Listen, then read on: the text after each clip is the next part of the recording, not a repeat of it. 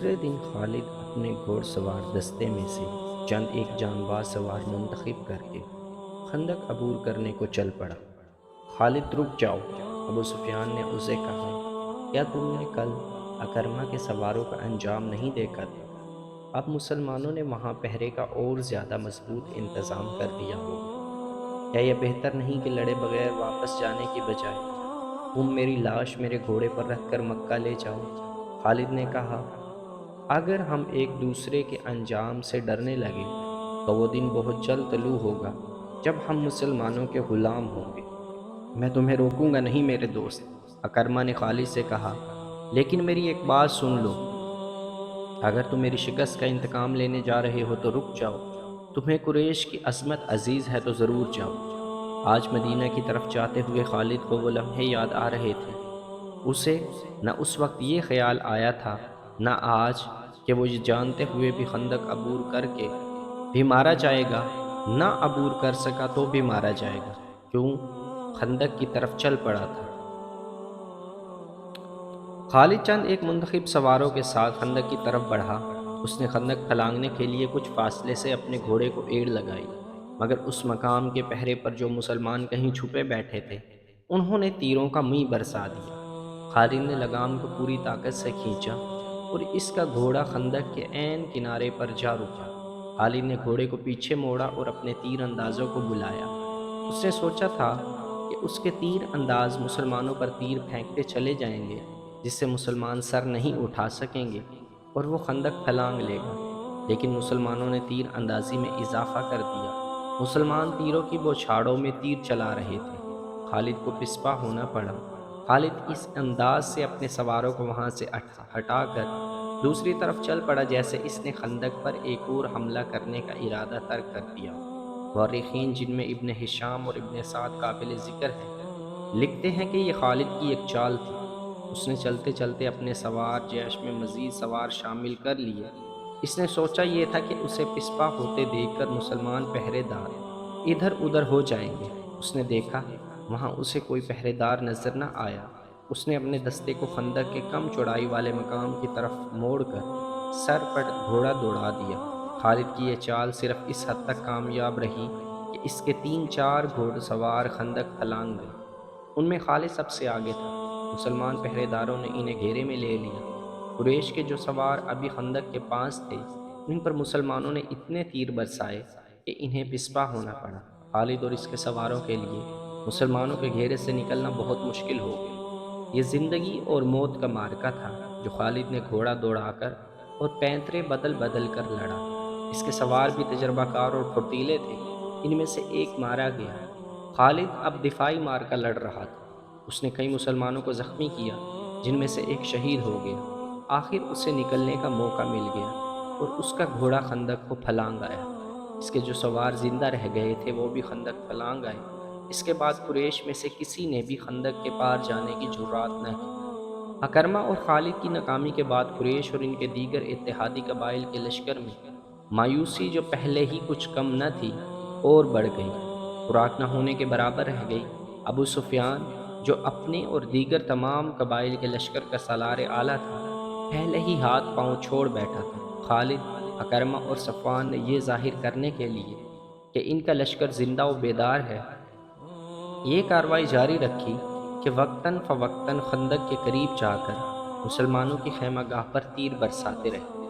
اس کے جواب میں مسلمانوں نے تیر اندازوں کو خندق کے قریب پھیلا دیا، جو اہل قریش کے تیر اندازوں پر جوابی تیر اندازی کرتے رہے۔ تیروں کے تبادلے کا یہ سلسلہ صرف ایک دن صبح سے شام تک چلا۔ اہل قریش، غطفان اور دیگر قبائل جس محمد کو شکست دینے آئے تھے، وہ محمد کسی ملک کے بادشاہ نہیں تھے، وہ خدا کے رسول صلی اللہ علیہ وسلم تھے۔ خدا نے انہیں ایک عظیم پیغام دے کر رسالت عطا کی تھی۔ آپ صلی اللہ علیہ وسلم نے خدا سے مدد مانگی تھی۔ خدا اپنے رسول صلی اللہ علیہ وسلم کو کیسے مایوس کرتا؟ اس کے علاوہ مدینے کے اندر مسلمانوں کی عورتیں اور بچے دن رات اپنی کامیابی اور نجات کی دعائیں مانگتے رہتے تھے۔ یہ دعائیں رائے گاہ کیسے جاتی؟ 18 مارچ 627 بروز منگل مدینہ کی فضا خاموش ہو گئی۔ سردی خاصی تھی، ہوا بند ہو گئی، موسم خوشگوار ہو گیا۔ لیکن یہ طوفان سے پہلے کی خاموشی تھی۔ اچانک آندھی آ گئی جو اس قدر تیز و تند تھی کہ خیمے اڑنے لگے۔ جھکڑ بڑے ہی سرد تھے۔ آندھی کی تندی اور اس کی چیخوں سے گھوڑا اور اونٹ بھی گھبرا گئے اور رسیاں تڑوانے لگے۔ مسلمانوں کی اجتماع گاہ صلح کی پہاڑی کی اوٹ میں تھی، اس لیے آندھی انہیں اتنا پریشان نہیں کر رہی تھی جتنا مکہ کے لشکر کو۔ قریش کھلے میدان میں تھے، آندھی ان کا سامان اڑا رہی تھی، خیمے اڑ گئے یا لپیٹ دیے گئے تھے۔ لشکر کے سردار اور سپاہی اپنے اوپر ہر وہ کپڑا ڈال کر بیٹھ گئے تھے جو ان کے پاس تھا۔ ان کے لیے یہ آندھی خدا کا قہر بن گئی تھی۔ اس کی چیخوں میں قہر اور عذاب تھا۔ ابو سفیان برداشت نہ کر سکا، وہ اٹھا، اسے اپنا گھوڑا نظر نہ آیا، قریب ہی ایک اونٹ بیٹھا تھا۔ ابو سفیان اونٹ پر چڑھ بیٹھا اور اسے اٹھایا۔ مورخ ابن ہشام کی تحریر کے مطابق ابو سفیان بلند آواز سے چلانے لگا، اے اہل قریش، اے اہل غطفان، کعب بن اسد نے ہمیں دھوکہ دیا ہے۔ آندھی ہمارا بہت نقصان کر چکی ہے، اب یہاں ٹھہرنا بہت خطرناک ہے۔ مکہ کو کوچ کرو، میں جا رہا ہوں، میں جا رہا ہوں۔ اس نے اونٹ کو مکہ کی طرف دوڑا دیا۔ خالد کو آج وہ منظر یاد آ رہا تھا۔ تمام لشکر جسے مکہ سے مدینہ کی طرف کوچ کرتے دیکھ کر اس کا سینہ فخر سے پھیل گیا تھا اور سر اونچا ہو گیا تھا۔ ابو سفیان کے پیچھے پیچھے ڈری ہوئی بھیڑوں کی طرح جا رہا تھا۔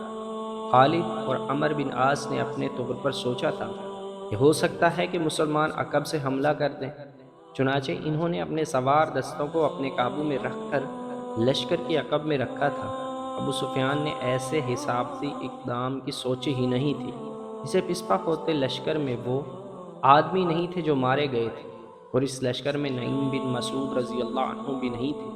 قریش کا لشکر چلا تو نعیم رضی اللہ عنہ آندھی سے فائدہ اٹھاتے ہوئے خندق میں اتر گئے اور رسول کریم صلی اللہ علیہ وسلم کے پاس پہنچ گئے تھے۔ آج خالد مدینہ کی طرف اسی رستے پر جا رہا تھا جس رستے سے اس کا لشکر ناکام واپس گیا تھا۔ اسے شیخین کی پہاڑی نظر آنے لگی۔ آندھی نے تاریخ اسلام کا رخ موڑ دیا تھا۔ آندھی نے یہ حقیقت واضح کر دی تھی کہ خدا حق پرستوں کے ساتھ ہوتا ہے۔ رسول خدا صلی اللہ علیہ وسلم کے دشمنوں کی پسپائی تنکوں کی مانند تھی جو آندھی میں اڑے جاتے تھے اور انہیں ایک دوسرے کی خبر نہیں ہوتی۔ خالد کو یہ پریشانی لاحق تھی کہ مسلمان تعاقب کریں گے، لیکن مسلمانوں نے تعاقب کی سوچی ہی نہیں تھی۔ اس آندھی میں تعاقب اور لڑائی مسلمانوں کے خلاف بھی جا سکتی تھی۔ جس دشمن کو خدا نے بھگا دیا تھا، اس کے پیچھے جانا دانش مندی نہیں تھی۔ البتہ رسول کریم صلی اللہ علیہ وسلم کے حکم سے چند ایک آدمیوں کو بلندیوں پر کھڑا کر دیا گیا کہ وہ دشمن پر نظر رکھیں۔ ایسا نہ ہو کہ دشمن کہیں دور جا کر رک جائے اور منظم ہو کر واپس آ جائے۔ آندھی اتنی مٹی اور ریت اڑا رہی تھی کہ تھوڑی دور تک نظر بھی کچھ نہ آتا تھا۔ بہت دیر بعد 3-4 مسلمان گھڑ سوار اس جگہ سے خندق پھلانگ کر، جہاں سے اکرمہ اور خالد کے گھوڑوں نے خندق پھلانگی تھی، وہ دور تک چلے گئے۔ انہیں اڑتی ہوئی گرد اور ریت کے سوا کچھ بھی نظر نہ آیا۔ وہ رک گئے لیکن واپس نہ آئے۔ شام سے کچھ دیر پہلے آندھی کا زور ٹوٹ گیا اور جھکڑ تھم گیا۔ فضا صاف ہو گئی اور نظر دور تک کام کرنے لگی۔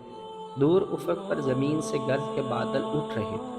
وہ اہل قریش اور ان کے اتحادی قبائل کی پسپائی کی گرد تھی جو ڈوبتے سورج کی آخری کرنوں میں بڑی صاف نظر آ رہی تھی۔ یہ گرد مکہ کو جا رہی تھی۔ تعاقب میں جانے والے مسلمان سوار اس وقت واپس آئے جب رات بہت گہری ہو چکی تھی۔